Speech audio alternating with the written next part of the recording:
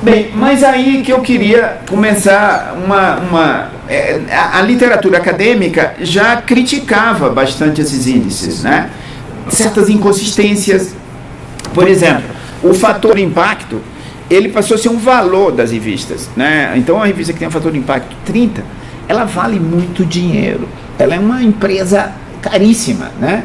Quer dizer, então, ela passou a ser um valor simbólico e valor econômico, né? Então, você pensar quanto vale o Science, milhões e milhões de dólares a editoria do Science vai, né? É quase que incomensurável hoje você pensar quanto vale. É um empreendimento extremamente valioso. E esse valor está ligado ao fator de impacto da revista, né? Quer dizer, hoje um autor publicar numa revista como a Science vira quase que um sonho, né? Um jovem pesquisador, um pesquisador ter seu grupo publicar um paper no Science é quase que a glória, né? Você conseguiu chegar perto do Olimpo, né? Para um pesquisador é mais ou menos equivalente. E isso é traduzido em valor econômico, né? Do valor. Muitas revistas dessas pertencem a associações científicas, mas tem muitas que pertencem a grupos privados, né? E são negociadas no mercado, né? Muitas são vendidas, são compradas e tem valor comercial, né? E os valores comerciais são muito altos, né? E é uma área de altíssima lucratividade, né? Pra você ter ideia, a ELSEVIer, né? Os empreendimentos econômicos, normalmente 10% de lucro já é um empreendimento imenso. O ramo científico da ELSEVIer, que é uma das grandes, né, publica o Lancet, publica mais de 2.000 revistas científicas, ele, alguns anos atrás, ele tinha o negócio dele total de vendas, né, dos seus produtos, era 1,5 bilhões de libras esterlinas. E o lucro era em torno de 1/3, de 500, meio bilhão de libras esterlinas. Então, você vê, quer dizer, o business das revistas é imenso, né? Hoje nós estamos com um problema seríssimo do portal CAPES, né? Fundamentalmente por questões de dinheiro, né?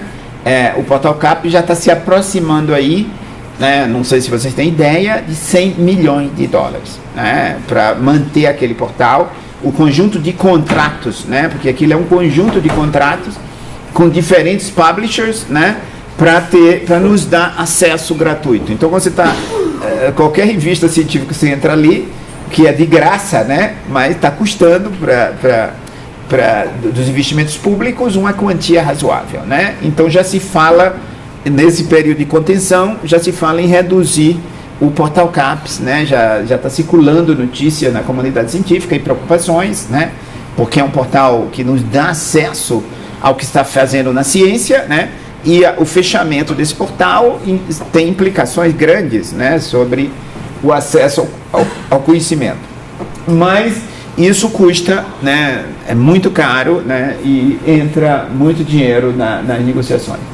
Então, tem uma crítica grande, né, acadêmica das inconsistências desses fatores, né? E é muito engraçado porque tem os editores, claro, um dos sonhos dos editores é aumentar seu fator de impacto, né? E luta para isso, para fator de impacto. E os editores descobriram tramóias para aumentar o fator de impacto, né? Então tem uma série de tramas que são usados, né? Tanto que alguma dessas hoje da ICI, Scopus, eles têm sistemas para dar um certo controle, né? Mas elas próprias são empresas privadas, né? Todas as duas, a ICI e a Scopus, são empresas privadas valiosíssimas, né? E que vendem seus produtos. Eles fazem isso tudo e vendem seus produtos. Não são baratos os produtos. Quer dizer, para nós acessarmos o Scopus, custa muito dinheiro, né? Então ele vende outros produtos, uma série de outros produtos, né? Hoje é um grande empreendimento de venda de produtos ligados a todo o sistema de publicação ou de indexação e de citação. Então, essas empresas são grandes empresas que são, inclusive, criticadas por ninguém saber como é que elas fazem os processos internamente. Elas são empresas privadas que têm muito pouca transparência dos seus métodos internos, né? De vez em quando, alguns editores mais zangados tem brigas sérias com a SI, com Scopus e críticas, né? Um dessas revistas, há poucos anos atrás, o PLOS Medicine, né? Os editores do PLOS Medicine, que é uma iniciativa, né, muito interessante de publicação, eles entraram numa briga com a SI, com a empresa, né, sobre métodos que estavam fazendo os sistemas de cálculo do fator de impacto, né? Claro, ligado à revista deles, mas, né, fazendo uma crítica geral a esse sistema, né? Então, esse sistema vem sendo criticado academicamente, né? E muitos grupos estão fazendo críticas, né, já há algum tempo, né? Ele tem consistência, tem variabilidades, ele é sensível a manipulações, né? Então tem uma série de questões que a literatura acadêmica vem colocando, quer dizer, estudos específicos sobre esses índices vem colocando. Mas do ponto de vista político, né, de maior ressonância, essas críticas, isso é uma curiosidade, esses fatores de impacto são tão importantes, né, em alguns universos, que, para vocês terem ideia, tem países, né, que seus hospitais, o financiamento dos seus hospitais, um dos componentes para financiar seus hospitais é o conjunto de fatores de impactos das publicações que saem do corpo científico desse hospital, né? Na Finlândia, por exemplo, eles usam o fator de impacto como financiamento.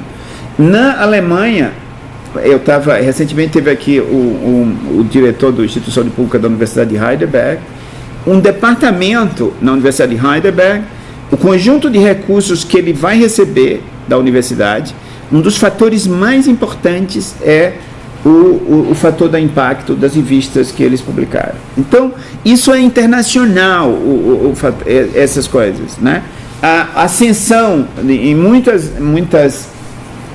grupos, círculos acadêmicos, a ascensão de uma pessoa no estamento, né, de ciência depende da publicação e onde ele publicou suas revistas, o fator de impacto das revistas, né?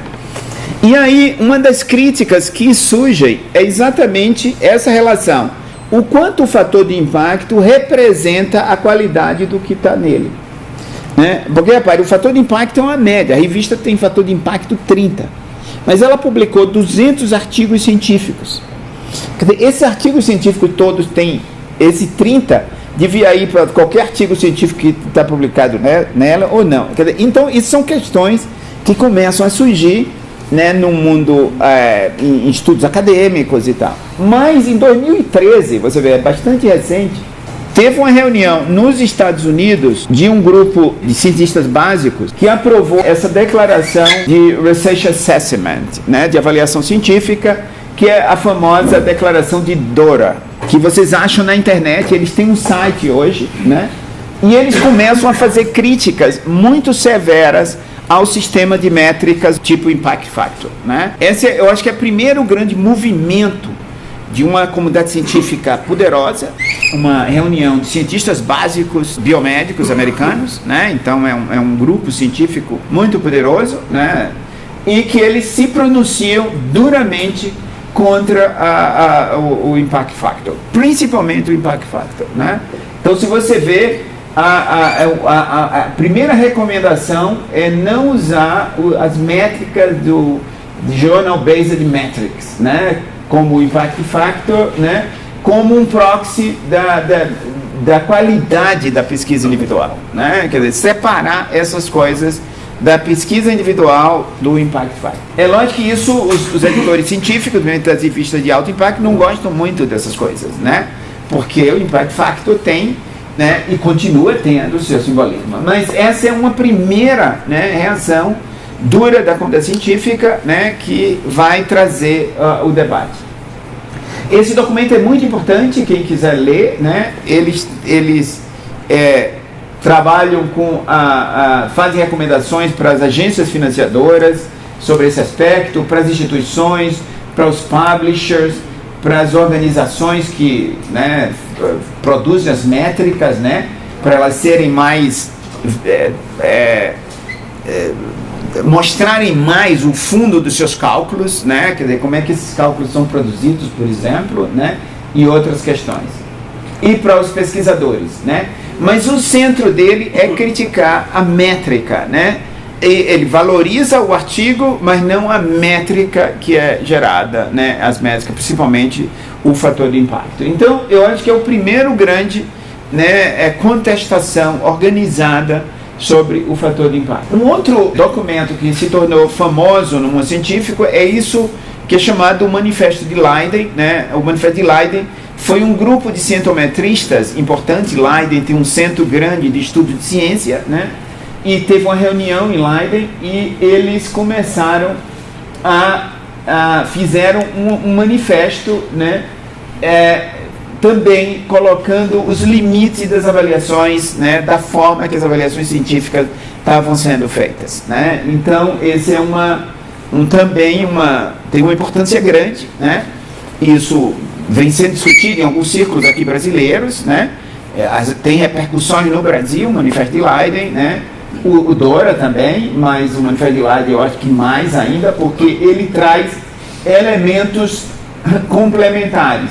Por exemplo, a ideia de necessidade de avaliações qualitativas, né, em combinação com avaliações quantitativas. Quer dizer, é uma ideia, claro, uma ideia para ser desenvolvida, mas ele traz esse ponto, né? Medir performance contra a missão do pesquisador, de pesquisa da instituição, do grupo ou do pesquisador. Quer dizer, dá essa ideia de que cada ciência tem que ter missões e, claro, sua avaliação teria que ser em função de sua missão, né? Quer dizer, todo sistema de avaliação, na verdade, deveria ser dessa forma, né? Quer dizer, você não deve avaliar genericamente, mas qual é a função dessa instituição aqui, da Fiocruz, da DIREB, da Universidade de Brasília, do Departamento de Computação, né? Teria que ter uma missão e essa missão ser importante em pesar a coisa científica, o seu... E aí faz outra sugestão. Outra coisa que é importante, proteger a excelência da pesquisa relevante localmente.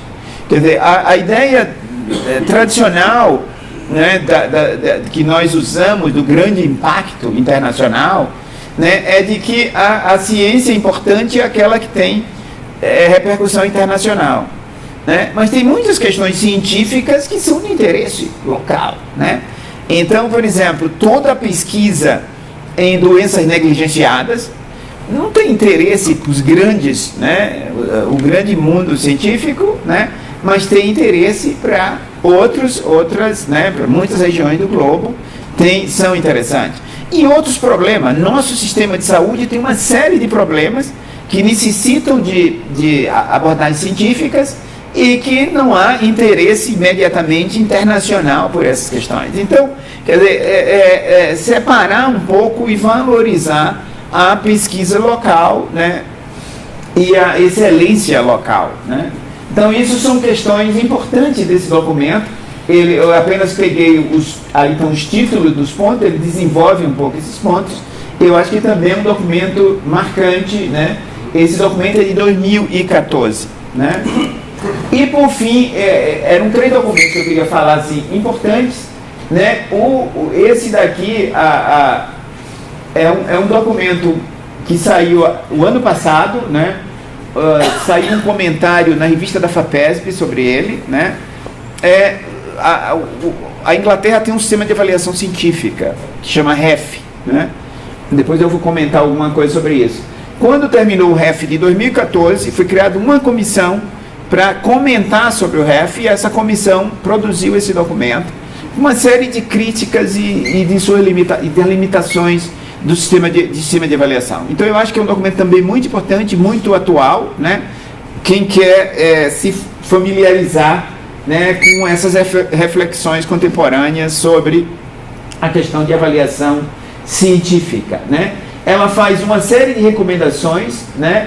Por exemplo, a necessidade de desenvolver mais indicadores quantitativos mais sofisticados do que o que existe, né? Quer dizer, o que existe tem uma série de limitações, né? E que não atendem à complexidade de avaliação científica, transparência, né, e abertura, uma ampliação da infraestrutura de pesquisa, né, que permita vincular, né, mais informações, né? Hoje a gente só trabalha com citações e artigo, né? mas você pode, em teoria, trabalhar com projeto, publicação, citação no futuro, quando isso for vinculado, né? Quer dizer, hoje é possível essas coisas, né? E ele coloca aqui um termo que está se tornando famoso na comunidade científica, que é um número, né? O ORCID, né? Que é um número também desenvolvido pela Elsevier, né? Mas que ele tem a pretensão de que esse número passe a entrar, cada pesquisador passa a ter um ORCID, né? Então, seu projeto de pesquisa, o seu ORCID estaria lá, na publicação o seu ORCID estaria lá, então isso ia permitir conectar, né, coisas que hoje não é possível conectar, né? E só é possível conectar as duas, muito mais publicação, citação, né? Então, isso são ideias que estão passando, né? E nesse relatório ele avança algumas ideias, né?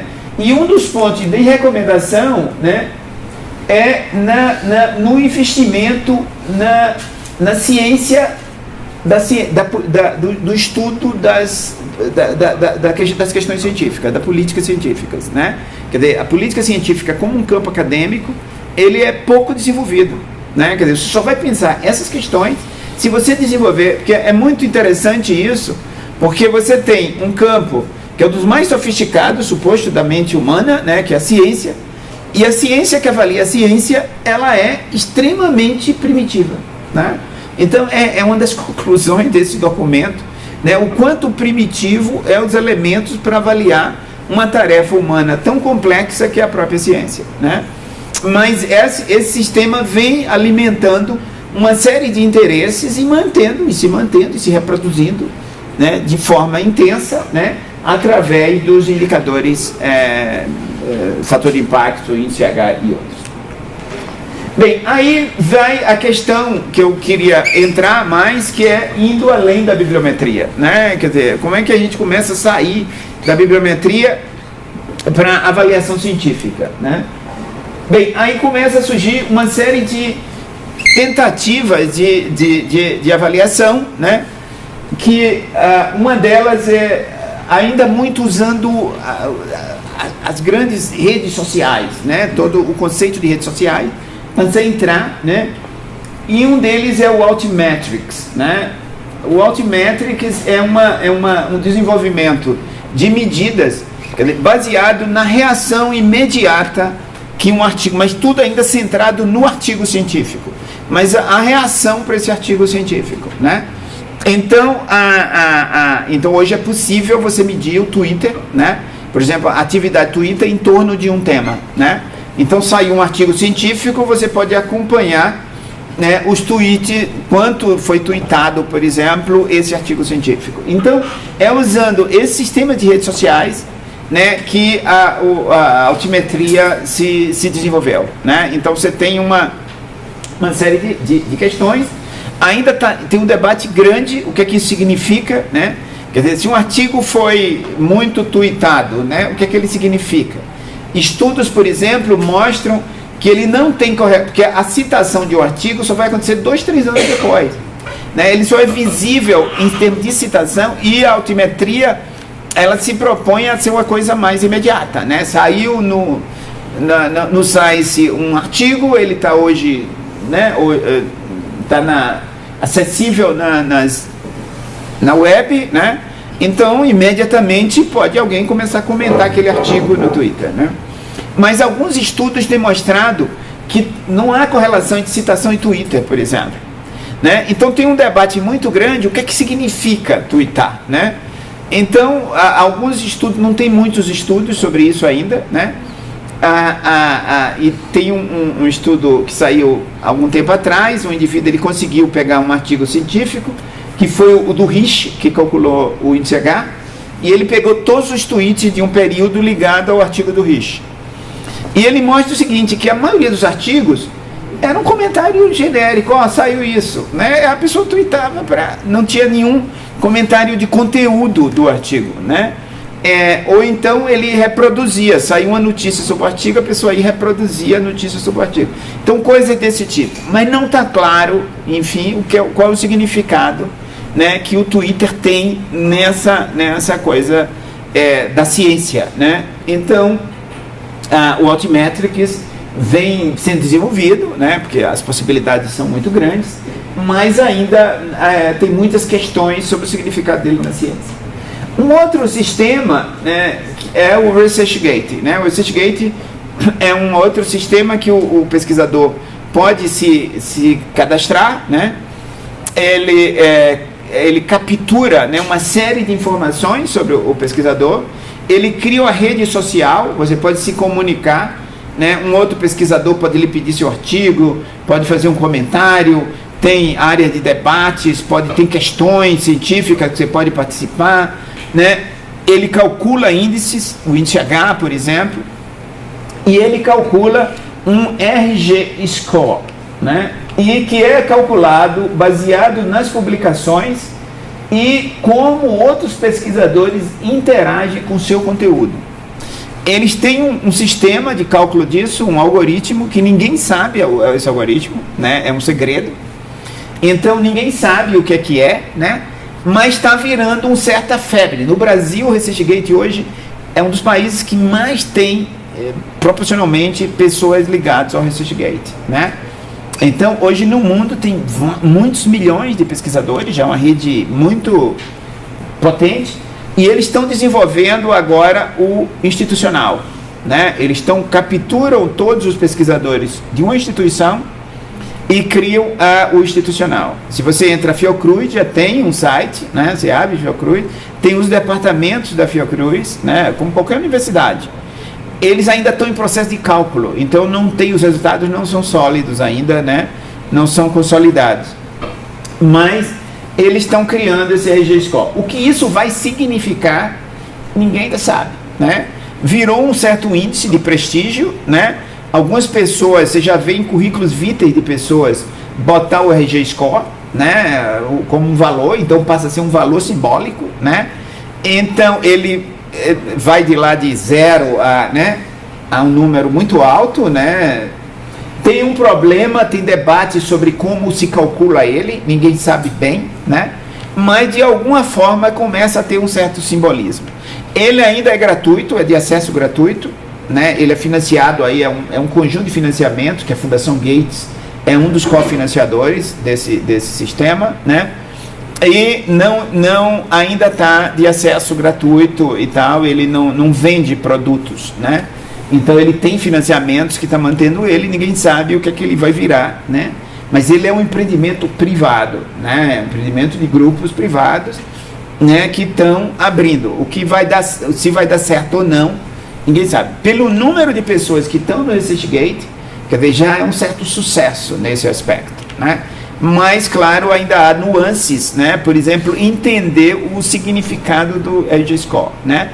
Porque, repare, ele só vai ter valor quando o RG Score passar a ser usado, né? Se o sistema de avaliação científica, em algum momento, adotar o RG Score como adotou o índice H, ele passa a ser um valor imenso, né? Ter o RGH. E isso vai empurrar ainda mais os pesquisadores para ter o seu RG Score publicado, né, e acessível, né? Então, são iniciativas que estão tendo no mundo, né, ainda iniciais, que ninguém sabe aonde vai chegar. Então, o ORCID é uma dessas, eu acho que já naquele documento em inglês, ele já, inclusive, recomendam o ORCID, né? Eles têm o ResearchGate, iniciativa desse tipo, que está no meio do caminho e, né, pode se tornar coisas valiosas, né? Uma grande questão dessa avaliação não bibliométrica, né? Quer dizer, você vê, a altimetria ainda é bibliométrica, o ResearchGate tem um componente bibliométrico muito forte, né? Ele ainda é muito dependente da bibliometria, né?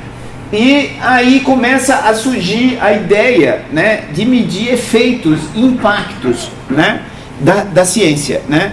Ou seja, o que é que a ciência desse grupo de pesquisa beneficiou, né? O que é que os investimentos do Ministério da Saúde em ciência tiveram sobre a ciência? O que os investimentos do CNPq tiveram sobre a pesquisa em malária no Brasil, né?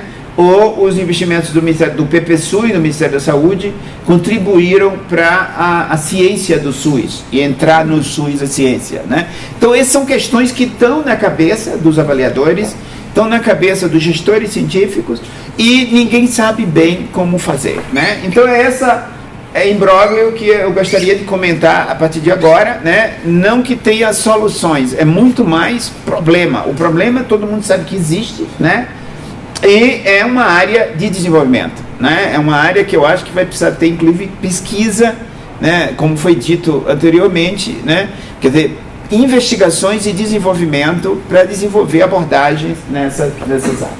E uma das coisas que eu queria colocar primeiro, e uma das dificuldades inerentes, é que, repare, enquanto que alguns produtos da ciência são similares entre áreas científicas, quer dizer, principalmente a publicação, quer dizer, toda área científica publica.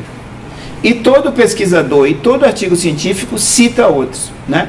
Tem modelos de citações diferentes entre áreas, mas isso é uma característica comum que vem sendo usado pelo sistema bibliométrico. Quer dizer, toda a informação bibliométrica depende desse princípio pétreo de fundante da ciência e uma característica da ciência. Isso vem sendo usado, né, como um mecanismo de avaliação, como eu já mostrei, com todas as suas limitações. E cada vez mais essas limitações são escancaradas, né? E aí surge a ideias, né, em paralelo, que já aparecem, né, não são ideias novas, né, de avaliar os efeitos que a ciência teve, né? Quer dizer, alguns financiadores, eles não querem mais o número de artigos, eles querem saber mais os benefícios que aquele investimento científico, né, fez. Isso é comum e várias agências científicas estão discutindo isso.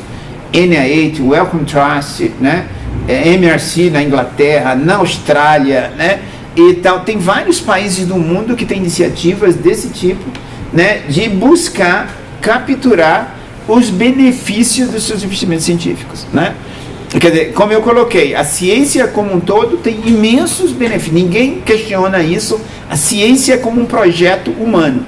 Agora, meus investimentos científicos tiveram, e tem uma série de ideias, claro, todo gestor, né, quer investir naquilo que é mais produtivo, né? Então, ele quer saber isso para poder recanalizar seus investimentos, né, refocar e tal. Isso é possível, isso é uma área extremamente tenebrosa, né, que eu acho que está apenas se começando, se você for ver o que foi feito até agora. Bem, então é uma mudança, também traz uma mudança, quer dizer, do mérito científico, quer dizer, da avaliação, muito ligada ao mérito científico, né, da publicação em artigos importantes e tal, mas a questão do mérito social da ciência, né, do mérito e do valor social da ciência, né, quais os benefícios, impactos, efeitos. As terminologias são muito variadas, né, se você nota, alguns vêm usando impactos, efeitos, né, e tal. Então, mas a ideia é essa, quer dizer, o que é que esse investimento, esse grupo de pesquisa, essa instituição, esse pesquisador, que sua atividade científica contribuiu ou teve alguns efeitos reais sobre o mundo real, né? Essa é a ideia central. E é importante dizer que esses efeitos, né, têm sido postulados muito mais do que demonstrados, né? Bem, a discussão que eu vou fazer a seguir, repare, é uma discussão que precisaria ter... A gente poderia ficar aqui algumas horas discutindo ciência e uma série de discussões no entorno de ciência. Eu vou passar muito rapidamente sobre isso. Ciência é um negócio complicado, né? É uma atividade humana, né, importante, relevante, e a própria definição do que é ciência não é muito claro, né? Então, hoje a pessoa diz, eu sou cientista, eu sou pesquisador, eu sou tal, não é muito claro, né, essas coisas. O que a própria ciência não é clara, né? E vocês veem mesmo entre os filósofos que trabalham com filosofia de ciência, as definições variam muito, né? Mas eu vou passar por essas questões tem uma questão muito importante sobre a questão da produção da ciência e a inter-relação de ciência, né? Quer dizer, a ciência é produzida no interior de sistemas razoavelmente fechados, que são as disciplinas científicas, né? Mas tem muito debate sobre isso, né? Sobre interdisciplinaridade, multidisciplinaridade, o que é que a disciplina significa, pode existir um mundo sem disciplinas, né? Ou não. Alguns defendem que a disciplina é central na produção científica, enquanto que você possa, né, relacionar com outros conhecimentos. Então, isso é todo um debate que existe sobre isso, que é muito importante e que vai ter reflexos, né, na visão de ciência. Né? Tem um debate no campo da sociologia da ciência, que são muito importantes, né? Como se pensa, né, a organização da atividade científica, né? O Terry Sheen, que é um sociólogo francês de ciência, ele tem um livro muito interessante debatendo isso, em que ele mostra que há duas grandes, né, linhagens, né, de pensar a inserção da ciência dentro da sociedade, né? Uma perspectiva que ele chama de diferencionista, né? A ciência como sendo algo diferenciado, superior, né? Que se instala dentro da sociedade, né? Que é muito comum nas comunidades científicas, né? Hoje um pouco menos, mas, claro, isso criou um certo mito da ciência, de proteger a ciência. As comunidades científicas preservam isso de alguma forma, né? De autovalorização, né? Como a ciência como algo distinto, né, de outras regiões, ou outras áreas da sociedade, né? E tem uma perspectiva radical do outro lado, que é a perspectiva não diferencionista, né? Que a ciência tem que ser uma coisa comum, uma coisa, né, misturada, uma coisa tal, que alguns sociólogos radicais defendem essa perspectiva. O Terry Sheen, ele defende uma perspectiva que ele chama de transversalista, né? Quer dizer, ele acha que há alguns elementos de interseção amplo com a sociedade e alguns elementos de diferenciação, né? Então, ele fica aí no meio e tenta criar uma perspectiva sociológica, né? Diferencia a ciência como algo no meio. Quanto à aplicabilidade da ciência, tem também muitos debates. O mais clássico, um dos clássicos, é esse livro do Stokes, que é muito divulgado nas comunidades científicas, né? Sobre a questão da aplicabilidade da ciência, né? Se a ciência é mais aplicável, menos aplicável, né? O Stokes cria esse famoso quadrante de Pasteur, né? Em que ele relaciona as ciências básicas com as ciências aplicadas, né? E a ciência pasteuriana seria um modelo de junção da ciência básica com aplicação, né, que teve sucesso, o programa de pesquisa de Pasteur, né? E ele cita outros, né, que foram mais básicos, como o de Bohr, que é um físico importantíssimo, né, da física quântica e tal, que foi fundamental e estabeleceu os fundamentos, mas muito fundamental, e o Edison, que é muito aplicado, né, sem muita ciência. Ele fez a lâmpada, produziu coisas incríveis sem ter muita base científica, né? Muito mais por aplicabilidade de conhecimentos, né, fundamentais, ele conseguiu produzir grandes efeitos. Há discussões sobre a questão da produção científica, né? Tem esse livro, é um livro do Gibbons, né? É um livro também muito divulgado na sociologia da ciência, que ele cria, pela primeira vez, ele, de forma organizada, ele denomina um espaço que é da ciência básica, né? A ciência mais que se media bibliometricamente, né? Que ele chamou de modo 1 de produção científica, de uma outra ciência, outros campos científicos que tem aplicações, e que teria que ser medido de outra forma. O Gibbons não estabelece formas de medir, né, mas ele estabelece os princípios sociológicos, né, desses dois métodos, né, de produzir ciência.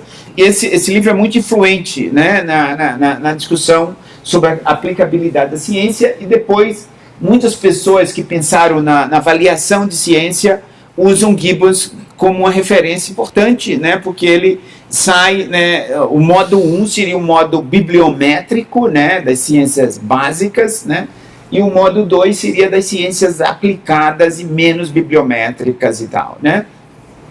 enquanto que não é uma negação da publicação científica. Repare, ninguém de sã consciência nega a importância da publicação científica. A questão é a centralidade, a mudança da centralidade da publicação. Quer dizer, no modo 1, a publicação é central e tudo gira em toda a publicação, porque aquilo não tem aplicabilidade em outras esferas, né?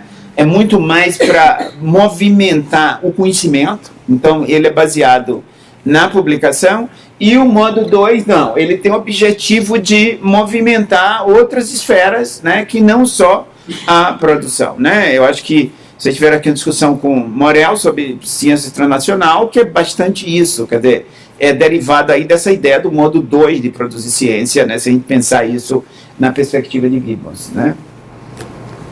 Bem, outras discussões é a questão da ciência com as instituições externas, né? Quer dizer, como vincular as ciências com as questões externas, né? E aí tem essa ideia do, eu nem sei pronunciar direito, Ektovich, né? Quem sabe Leidersdorf, né? Que é a famosa tríplice, né? Que também é muito usado pelo pessoal de inovação, principalmente, né? Esse conceito, né, é um autor muito influente nessa área, né, do quem pensa a questão da inovação, né, que é essa ideia da mistura entre os produtores de conhecimento, ou seja, as universidades, institutos de pesquisa, o setor produtivo e o governo, né, como o setor regulador e fomentador de atividades econômicas, né. E aí, repare, isso é importante, né, porque ele coloca o setor regulatório como um setor de intensa, né, sensibilidade e consciência, né? Então, isso é muito interessante, porque a gente pensa sempre o setor regulador como setor só burocrático, de papel, né? E é um setor que ele tem que estar na frente do conhecimento, que ele vai regular o próprio produto do conhecimento. Então, é uma coisa meio complicada ser regulador, né, no sentido moderno da regulação, principalmente em especial no campo da saúde, né, que você está pensando um novo mecanismo de uma vacina e o regulador amanhã vai ter que regular esse mecanismo. Ele tem que conhecer sobre esse mecanismo tanto ou quanto mais quanto o investigador, né? Então, essa é uma área que se funde, né, em que o Estado moderno tem que agregar muito valor, né, na ciência. Os impactos da ciência, né, isso tem sido discutido, né, e tem em várias áreas, né, em teoria a ciência pode ter efeitos, né, a gente falou aqui os efeitos gerais na própria ciência, né, na tecnologia, na economia, na cultura, na sociedade, nos valores simbólicos da sociedade, na saúde, né, que é a nossa área, né, imenso, né, na área ambiental, né, nós estamos com uma crise ambiental imensa no mundo, né, efeito estufa, aquecimento global e tal, e uma das expectativas é que se trata conhecimentos para sanar, né, ou reduzir ou mitigar esses efeitos do aquecimento global. Bem, agora, o que é que significa impacto? Repare, ou efeitos ou impacto, né? O impacto acadêmico, que a gente já viu, que é muito impacto bibliográfico, e os impactos, né, econômicos, comerciais e tal, e o impacto que alguns vêm chamando de impacto social, ou no inglês, porque em português, impacto social tem vários significados, né? A gente tem uma melhor, porque alguns, na própria língua inglesa, eles usam societal impact, né, e não social impact, porque social é muito genérico. Societal, uma tradução seria efeitos sobre a sociedade, né? Porque impacto social é uma coisa, né, muito genérica. Por exemplo, a CAPES vem usando hoje essa coisa de impacto social, mas de uma maneira tão genérica, né, que dilui o que é social. O que é social é qualquer coisa, né, no sentido geral. Então, o melhor, talvez, tradução impacto sobre a sociedade, né? Bem, há uma série de questões de medição, eu não vou entrar aqui em detalhes, né? Repare, você gerar indicadores ou forma de medir não é um evento simples, não é porque as pessoas, vamos criar novos indicadores. Indicador é uma coisa boa, mas é uma coisa complicada, o desenvolvimento, principalmente de fenômenos complexos, né? Quando você tem um fenômeno razoavelmente complexo, você transformar num indicador não é um evento fácil, né? E o indicador só tem valor se ele for aceito, né? Porque tem milhares de indicadores para tudo. Mas se não adotou aquele indicador, não tem nenhum valor, né? O indicador ele tem valor quando existem usuários dele, né? Não adianta eu criar um indicador para eu próprio, né? Me medir ou fazer coisas desse tipo. Interessa indicadores que tenham sentido para o usuário. Por exemplo, indica alguma coisa. O índice de desenvolvimento humano, né? Hoje tem um simbolismo imenso, né? É o Amartya Sen que desenvolveu, o grupo dele, mas hoje tem significado e é usado internacionalmente e tem significado, enquanto que tem uma série de complicações metodológicas, né? Mas é bastante usado, né, esse índice. Então, é uma coisa importante para a gente pensar, mas eu vou passar, né? Bem, as relações entre o processo de produção de conhecimento e seus efeitos se dão de várias formas. A gente pode pensar modelos, né, de relações disso, se dá em vários momentos, né? Então, um centro aqui de uma universidade, né, ele está treinando pessoas, ele está transferindo conhecimento para essas pessoas que vão transferir para a sociedade. Então, é um mecanismo de transferência de conhecimento, quer dizer, a qualidade da formação desses agentes é extremamente importante para o que esses agentes vão fazer posteriormente na sociedade. Então, o conhecimento que essa universidade tem sobre a realidade, por exemplo, em que ela está inserida, é muito importante para o que ela vai transferir para seus agentes e seus treinandos, né, depois. As publicações científicas, lógico, são os métodos comuns, né? Hoje tem muita colaboração, né? Tem muitos projetos, né, entre o setor público. Nós, por exemplo, atuamos muito com o setor público, né? Então, isso são formas de transferência dinâmicas, né, que são feitas. Mas, repare, existir isso não quer dizer que isso seja mensurável e entre no sistema de avaliação, né? Quer dizer, o problema é como inserir esse tipo de questões dentro dos sistemas de avaliação. E o efeito da ciência, da produção, é difícil no curto prazo, né? Quer dizer, esse é um grande problema dos gestores, né? Porque muito conhecimento, ele leva um tempo para ser, né, usado, né?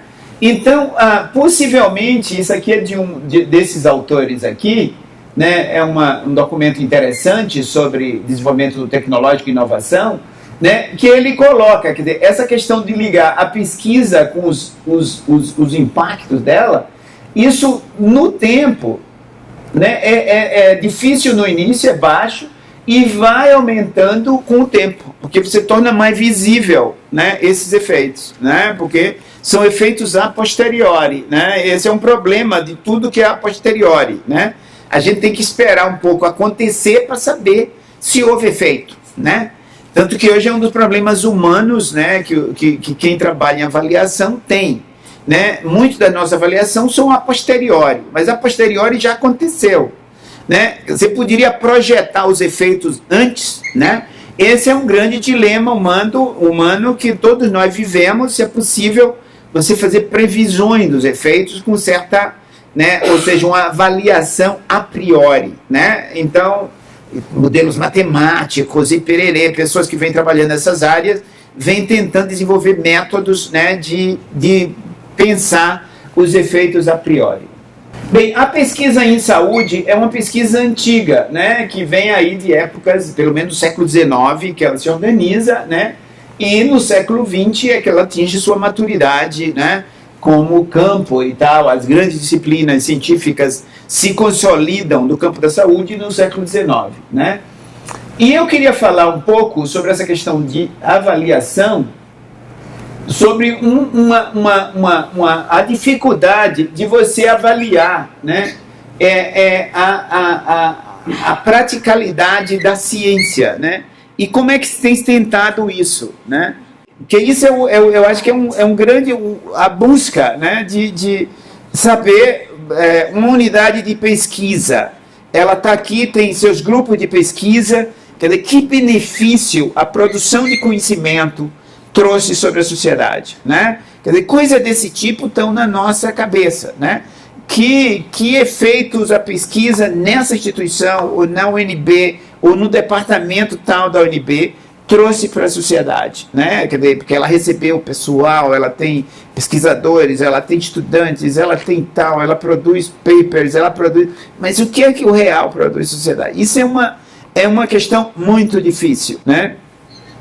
Tem algumas tentativas disso na história aí, que é, né? Um dos exemplos é o REF, né? A avaliação. Alguns países têm adotado um mecanismo de avaliação científica e têm incluído elementos, né, de medida desses impactos. Um deles é o sistema inglês.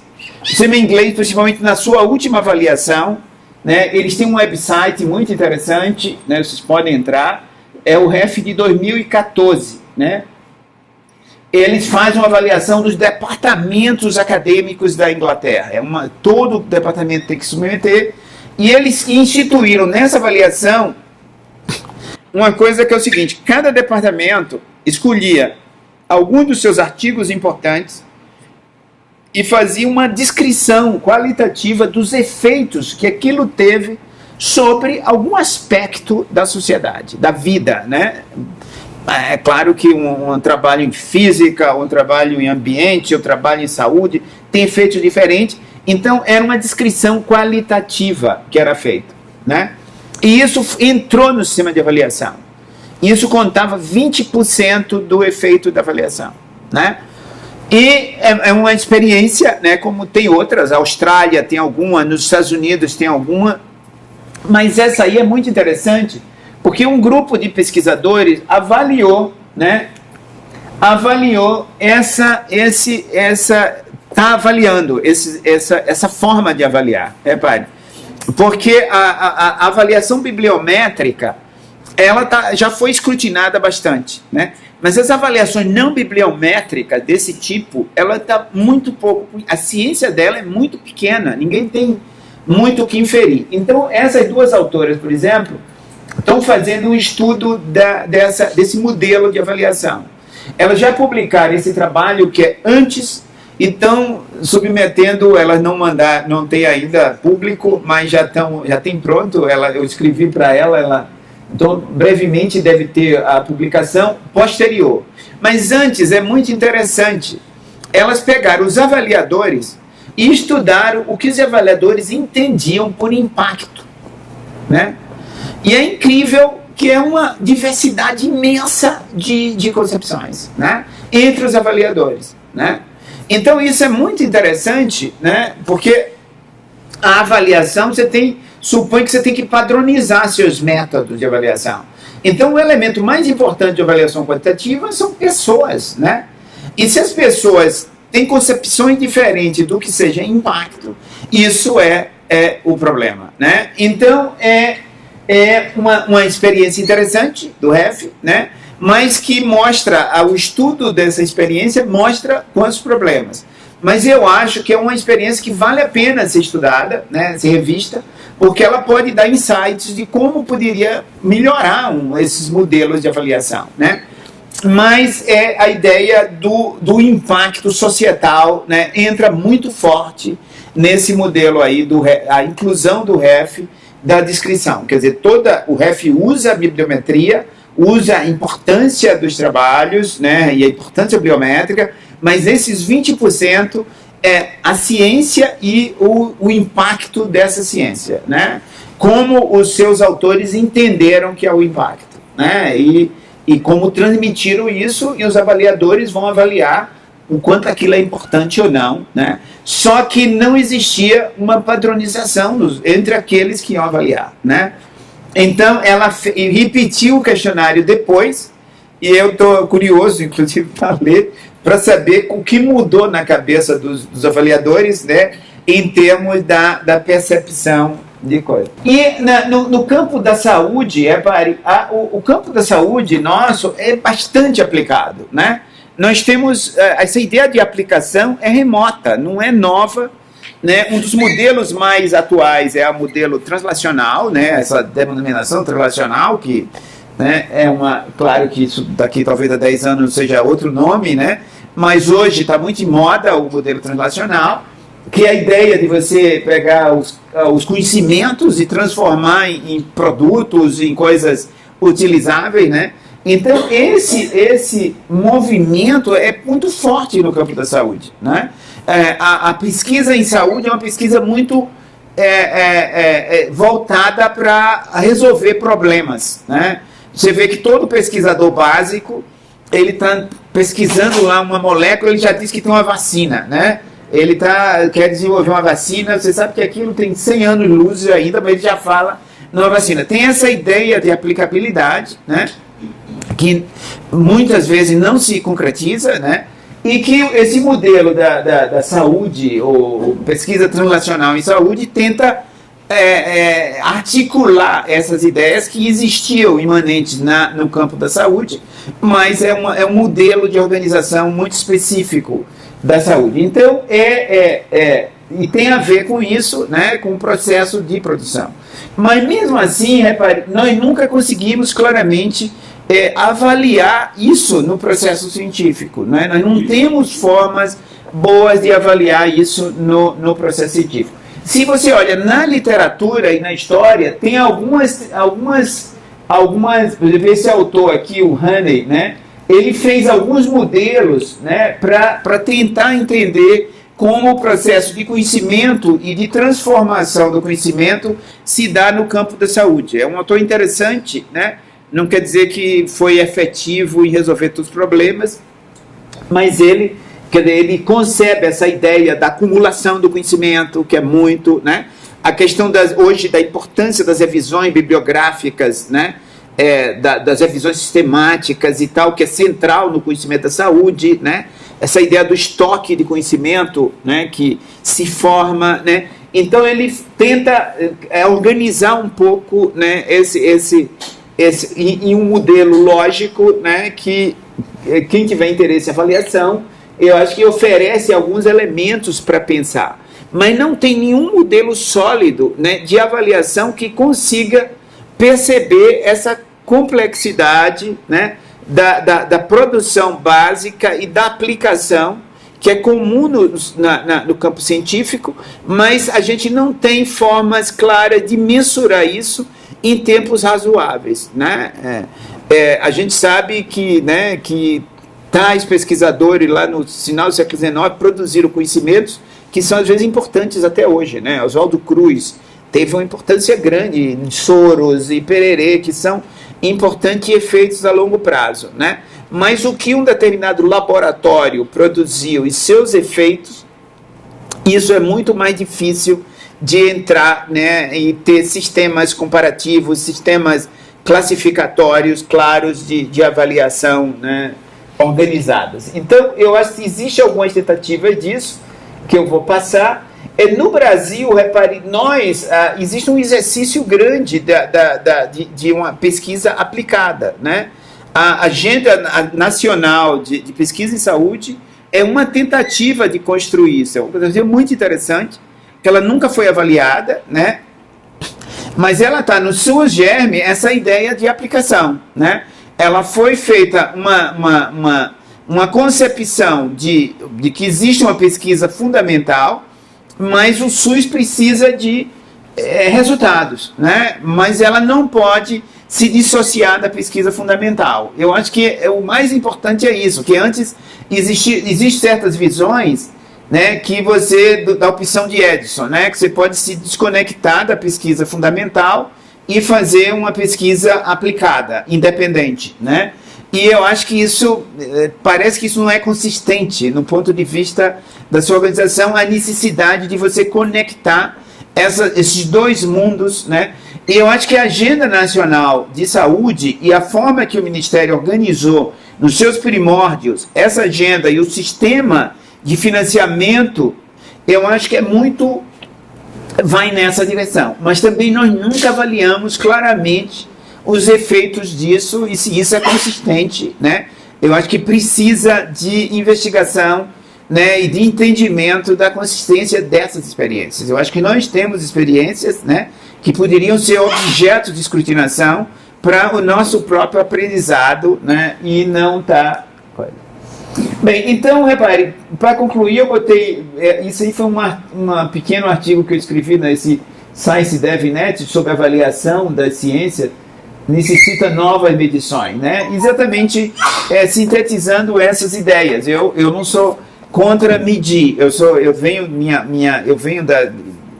tenho um componente quantitativo grande na minha formação, então medição para mim é parte da minha forma de pensar. Não acho que tudo do mundo é mensurável, né? Você precisa sempre de complementações qualitativas para explicar fenômenos, né? Mas você precisa desenvolver métodos novos de medições, métodos que sofistiquem, né? Que entendam a complexidade dos fenômenos, que capturem a complexidade dos fenômenos que está se analisando, para que possa trazer novas contribuições e novos avanços, né? Em termos dessa questão, quer dizer, que é dos efeitos, principalmente dos efeitos da ciência sobre a sociedade. Quer dizer, há uma clareza hoje, né, de que os esquemas tradicionais de medição do mérito e as medições bibliométricas, ela tem certos valores, são valores importantes, simbólicos e na ciência, né, mas ela tem muito pouca eficiência para medir o efeito da ciência no mundo, né? E o projeto científico não é um projeto de criar uma meritocracia, né, e de ranqueamento. Ele é um projeto de transformação da realidade, né? Quer dizer, o projeto científico do SUS é um projeto que dê fundamentos científicos à estruturação de um sistema de saúde. Quer dizer, um sistema de saúde moderno, ele tem desafios científicos, né, como tem uma série de desafios gerenciais, né, tecnológicos, né, organizacionais, né, ele tem desafios científicos, né, que precisam ser superados, né, e nós, como comunidade científica do campo da saúde, temos que participar desse desafio, né, mas também, como comunidade, precisa ser avaliada por essas contribuições e o significado dessas contribuições. Então, eu acho que isso é um ponto importante, né, que eu acho que aqueles que estão trabalhando com política de saúde, avaliação científica no campo da saúde, aqui no Brasil, principalmente, quer dizer, tem que refletir sobre essas questões, né, que tanto é importante no ponto de vista acadêmico, no ponto de vista como um campo, né, mas como para dar sentido ao projeto científico dessa área, né? Quer dizer, a gente precisa de que esse projeto científico seja sustentado por formas adequadas de avaliação, de acompanhamento, né, que valorizem o significado desses efeitos, né, que muitas vezes são pequenos a curto prazo, mas podem ser importantes no longo prazo, né? Então, são questões que a gente tem de pensar, né? Nós não podemos pensar a ciência como o dia de amanhã, tem que ter elementos de médio, longo e curto prazo, né, no projeto científico, né, e na avaliação científica. Agora, como fazer isso de uma maneira organizada, me parece que ainda há necessidade de avanço nesse campo. Então, era isso que eu queria falar, e quem quiser debater, comentar, perguntar, obrigado.